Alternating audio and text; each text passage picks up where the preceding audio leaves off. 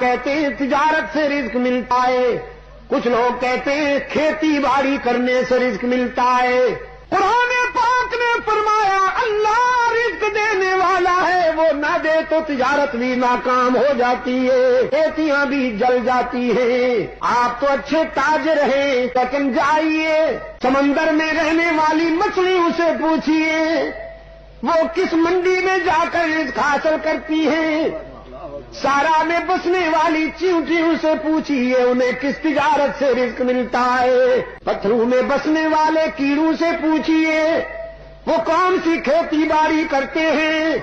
قرآن کریم نے فرمایا وما من دابۃ فی الارض الا علی اللہ رزقها ویعلم مستقرها۔